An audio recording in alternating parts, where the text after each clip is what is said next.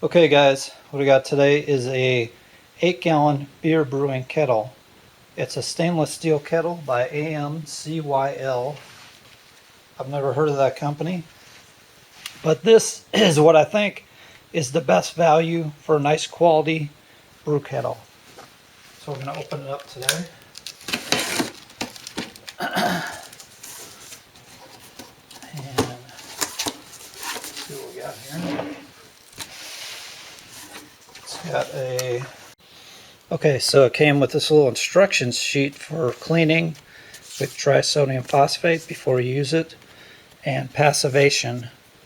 It's something you do, you clean it with star sand, with a high strength star sand to protect the surface. Okay, I never heard of that, but I guess that helps protect your kettle in the future. So I'm going to take a look what's in the box here. It comes with a lid. The lid has welded on handles, and it's got a lip on it. Okay. And I'll get the kettle out now. Let's get your stuff inside there. So that's basically it. You got your kettle and your lid.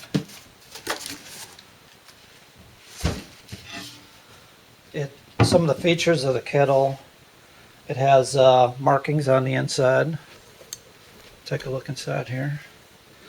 So it's got a 3-gallon marking all the way up to 7, and 8 gallons would be right up to the top. So this is pretty good if you're doing all grain brewing. This will work for a 5-gallon batch. And the other features, some other features of the kettle, the handles are riveted on. Good strong handles. It has a tri-clad bottom with a thick piece of aluminum embedded in there. It's got the correct ratio for brewing beer. So the width to height ratio is 1.2 to 1. It's made out of 304 stainless, the best stainless for brewing. Some other things, it's compatible with all heat sources like an induction cooktop. It's 18 gauge, so we're going to test that. It doesn't have any, it doesn't have a drain valve or a temperature opening. There's no ports in it, so you have to drill your own.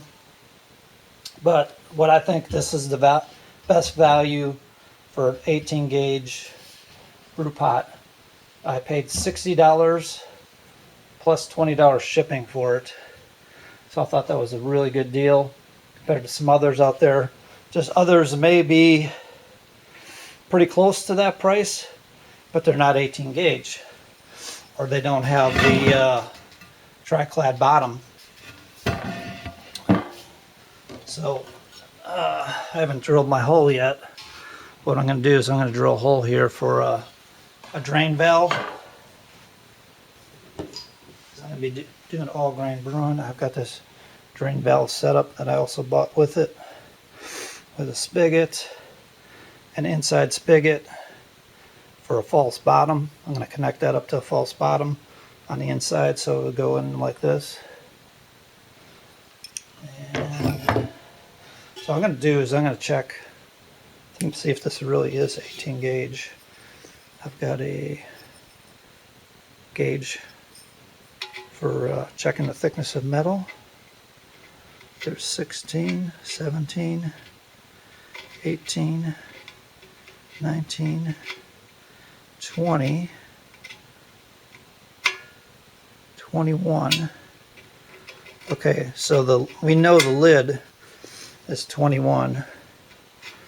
So what I'm going to do, I'm going to drill my hole out in the bottom here for my drain valve, and I'm going to take that piece of metal and I'm going to gauge it with this.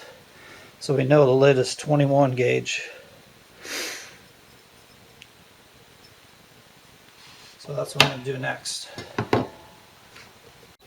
Okay, so I'm figuring out where to put my hole for my ball valve. So what I'm going to do is I'm going to take this washer off of here, and I'm just going to trace an area where I'm going to put the ball valve. I noticed I don't know if this is going to show on camera, but there's a little dip right here. I'm not sure if this kettle is made out of two different pieces welded together here, but or just the way it's formed. There's a little bump here, kind of a little dip. So I'm going to go above that, just barely. I'm going to set this, I'm going to kind of center it up just above that bump. And that's where I'm going to drill my hole.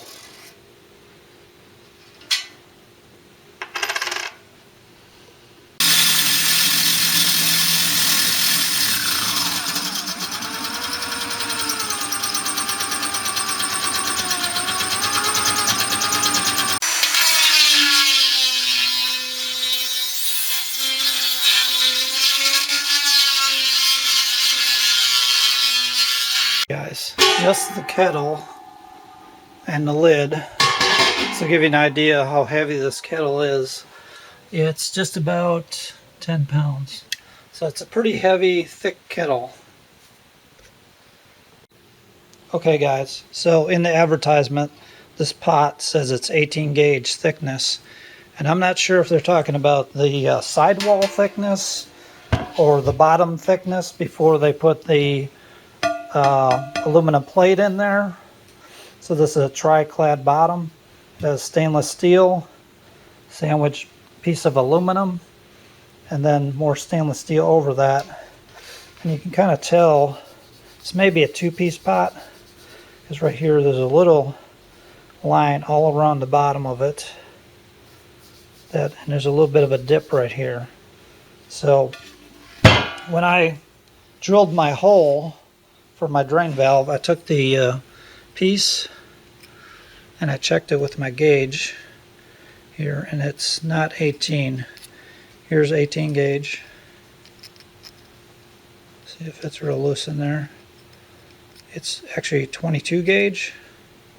So I'm not sure if they rate them on a sidewall thickness or bottom thickness, or if they're just fibbing on the thickness of this pot. But it's a pretty heavy, sturdy pot. I'll show you my other brew pot. Okay, so this is my pot I've been using. It's a small pot, 3.5 gallon, and this I got at Walmart, and it's very thin. This is like a soup can thickness. Compared to this pot, it's quite a bit thicker than something you'd buy at Walmart for, you know, $10 or $20. But this does work too if you want to, you know, use extract brewing, or if you're doing like a small batch. You can still use, if you're doing a whole all grain, you can do, I've done 2.5 gallon batches with the 3.5 gallon pot. So there you go guys. I'm not sure exactly how they rate the thickness, but they claim it's 18, and I counted 22 sidewall thickness.